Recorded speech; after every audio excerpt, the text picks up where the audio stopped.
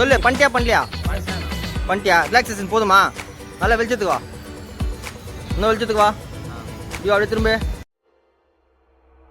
ஆரம்பிக்கலாங்களா? Okay done. எவ்வளோ அந்த பால்? 25. Okay done. ஆமாம், பணம் குச்சா பாலுக்கு? கொடுத்துட்டேன். ஜிபியா?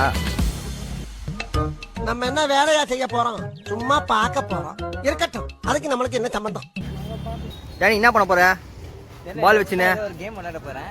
இதுக்கப்புறம் தான் யோசிக்கணும் அந்த கேம் பத்தி. சரி வாங்க கஷ்டப்படாம எதுவும் கிடைக்காது. வாங்க. தம்பி மைக்கில் மட்டும் இதில் நான் சத்தமாக பேசுகிறேன். ஸோ கேட்சை மிஸ் பண்ணது ஃப்ரெண்ட்ஸ் கூட. ஸோ சின்ன சின்ன இந்த கிரிக்கெட் சண்டைலாம் நடக்கும் ஃப்ரெண்ட்ஸ்குள்ள. டேய் நீ அவுட்ரா, ஏய் நான் ஒத்துக்க மாட்டேன், என்ன கேட்ச் நீ பிடிக்கவே இல்லை, கீழே விட்ட அப்படிலாம் நிறைய சண்டைலாம் நடக்கும். பாலை தொட்டோன்னே எனக்கு அந்த ஞாபகம் தான் வருது. ஓகே வாங்க போகலாம்.